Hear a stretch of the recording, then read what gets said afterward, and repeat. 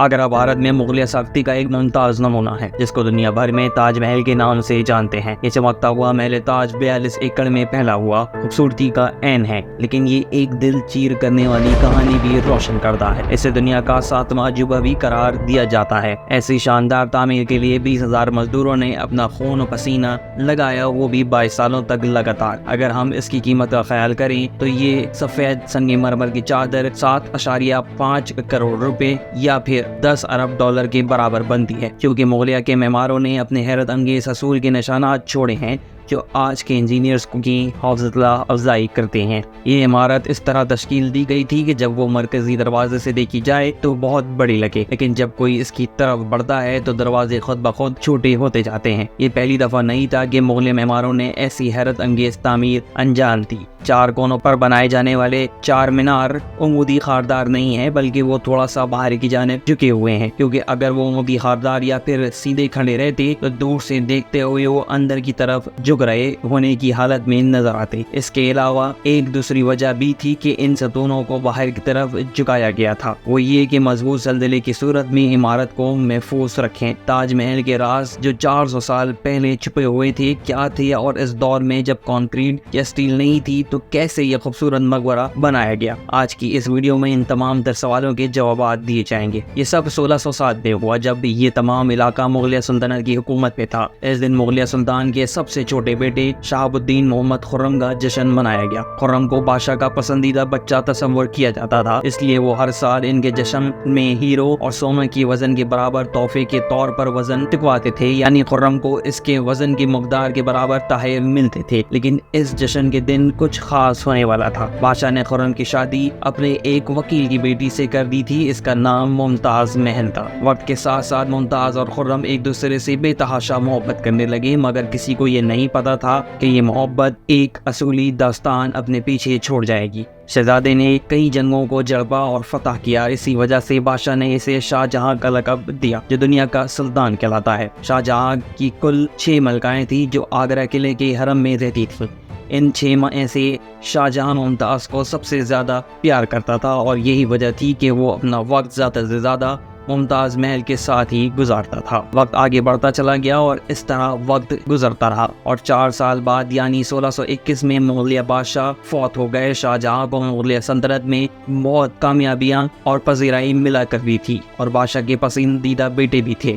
وہ تخت پوشیدہ 7 سال بعد 1628 میں تخت پر بیٹھا، اور یہ وہ وقت تھا جب مغلیہ سلطنت بہت اونچے سطح پر تھی، اور مغلیہ سلطنت بھارت، پاکستان اور افغانستان کے بہت سارے علاقوں پر پھیلی ہوئی تھی۔ شاہ جہاں تمام فیصلے کیا کرتا تھا، جبکہ ممتاز محل اس کے پیچھے پردے کے پاس بیٹھ کر سفارشیں دیا کرتی تھی۔ لیکن کوئی نہیں جانتا تھا کہ جلد ہی یہ خوشگوار مرحلہ الوداع کے مرحلے میں بدل جائے گا۔ تخت کا حکم رکھنے کے صرف 1 سال بعد مغلیہ سلطنت نے خود کو جنگ کی صورت میں پایا، اور 2 سال تک جنگ جاری رہی۔ شاہ جہاں یہاں بھی فتح یاب ہو گیا، لیکن جب وہ اپنی کامیابی کا جشن منانے کے لیے تیار تھا، اسے بہت افسوسناک خبر ملی۔ ممتاز محل اپنے 4تھے بچے کو پیدا کرتے وقت بیمار پڑ گئی تھی، اور 17 جون 1631 کو وہ فوت ہو گئی۔ پوری مغلیہ سلطنت غم میں دھنس گئی۔ یہ خبر شاہ جہاں کو ایک تیر کی طرح لگی، اور یہ افسوس شاہ جہاں کو گہری ظلمت کے اندھیرے میں دھکیل دیا، اور کئی دن تک اس نے کچھ نہیں کھایا، اور اگلے 2 سالوں میں وہ کوئی موسیقی نہیں سنتا تھا اور نہ ہی کوئی عطر استعمال کیا کرتا تھا۔ ممتاز محل کی مرنے سے پہلے یہی چاہت تھی کہ دنیا کی سب سے خوبصورت قبرستان میں اس کی قبر بنائی جائے۔ اس کام کے لیے اور ممتاز محل کی آخری خواہش کو پورا کرنے کے لیے شاہ جہاں نے اپنی ساری زندگی اور دولت کو وقف کرنے کا فیصلہ کیا۔ ممتاز محل کے فوت کے 6 ماہ بعد تاج محل کی تعمیر کا کام شروع ہوا۔ مغلیہ سلطنت کے ارکان نے پورے سلطنت میں سے تقریباً 20,000 مزدور، سنگ تراش اور کاریگر نے جمع کیے۔ شاہ جہاں کے حکم پر چھوٹی چھوٹی فوجیں آگرہ لے آئی گئی تھیں، کیونکہ ممتاز محل کی قبر یمنا ندی کے کنارے پر موجود تھی، لہذا اس دنیا کی سب سے خوبصورت عمارت کو یہاں تعمیر کرنا بہت مشکل کام تھا۔ ندی کے کنارے والی زمین نرم تھی، اور اگر وہاں کھدائی کی جائے تو پانی کا بہاؤ آرام سے تاج محل کی بنیادوں کو نقصان پہنچا سکتا تھا۔ اس مسئلے کو حل کرنے کے لیے مغلیہ انجینئرز نے کئی کنوؤں کو کھودنا شروع کر دیا۔ मजदूरों ने कुओं को जब तक खोदा कि जब तक खुश्की ना मिली। फिर इन कुओं को पत्थर और कटारियों से भर दिया गया। इस पर बड़ी सतूनों की लंबी कतारें कायम की गई। इस काम को अंजाम देने के लिए हाथी की भी मदद ली गई और मदद के साथ साथ मजदूरों ने भी इसमें अपना हाथ बटाया। मौलिया इंजीनियर्स का ये करतब काम कर गया और अब नरम जमीन पर एक मजबूत बुनियाद तैयार थी। बुनियाद के बाद अब वक्त था कि वो इमारत तश्कील दी जाए जिससे आज तक नहीं बनाया गया, और इसके लिए एक ऐसा डिज़ाइन जो तमाम रिकॉर्ड तोड़ दे वो दरकार था। शाहजहां ने ताजमहल के डिज़ाइन के लिए अपने अब्बा व अजदाद की कब्रों से मशवरा लिया। सतूनों की तस्वीर वाली अब्बा की कब्र से अफकार हासिल किए गए और इमारत का मरकजी हिस्सा दादा की कब्र से लिया गया, और दोनों का ख्याल भी दादा की कब्र से ही हासिल हुआ।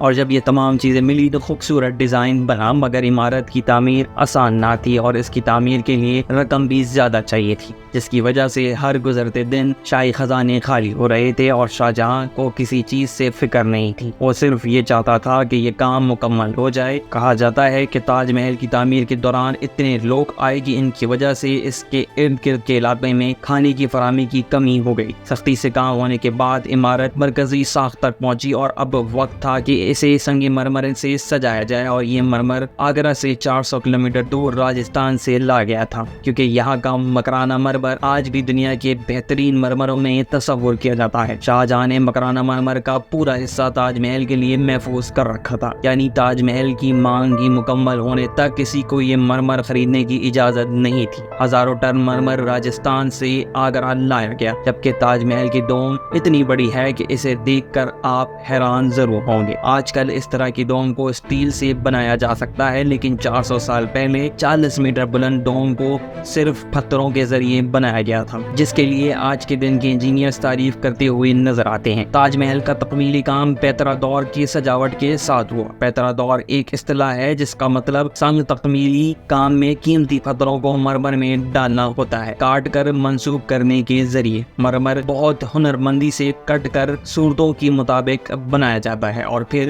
ग्लू की मदद से ये पत्थरों के अंदर लगाया जाता है। ताजमहल के अंदर इस्तेमाल होने वाला ग्लू आम ग्लू नहीं था। मुख्तबर की तहकीक और लैब तजुर्बात के बाद पता चला कि ये ग्लू पानी, नींबू का रस और मरमर के पौधे को मिलाकर बनाया गया है, और यही ग्लू ताजमहल की तज़ीन और आराइश में भी इस्तेमाल किया जाता है। ताजमहल की खुसूसियतों में से एक ये है कि ये रोजाना 4 मरतबा अपना रंग बदलता है। तुलुए आफ्ताब से पहले इसका रंग सियाह हो जाता है, तुलुए आफ्ताब के बाद ये हल्की पीला और गुलाबी रंग में होता है, और दोपहर में ये शानदार सफेद दिखाई देता है, जैसे कि आसमान में एक सफेद मोती चमकता हो। और गुरूब आफ्ताब के वक्त तक इमारत मुकम्मल तौर पर सुनहरी नजर आती है। 22 साल बाद 1654 में ताजमहल की तामीर मुकम्मल हो गई। शाहजहां ने अपनी महबूबा बीवी के लिए दुनिया की सबसे खूबसूरत मकबरा तामीर कर दिखाया। मुमताज महल से इश्तियाल हासिल करते हुए इमारत का नाम ताजमहल रखा गया, और हर साल शाहजहां ताजमहल का दौरा करता था यमुना नदी के जरिए मुमताज महल की बरसी पर। दाखिले की दीवार पर बादशाही खानदानों को पुरसुकूनियों के लिए संग तस्वीर का काम किया गया था, जो बादशाह की आंखों को खुश करने के लिए किया गया था। ये प्रोजेक्ट मुकम्मल होने के बाद मुगलिया सल्तनत को तबाही की सिंध पर ले आया। 4 साल बाद 1658 में इसके बेटे ने तख्त पलटकर मुगलिया सल्तनत का बादशाह बना और शाहजहां को कैदी बनाकर आगरा किले में रख दिया गया, और फिर 8 साल बाद 74 साल की उम्र में शाहजहां ने दुनिया को छोड़ दिया।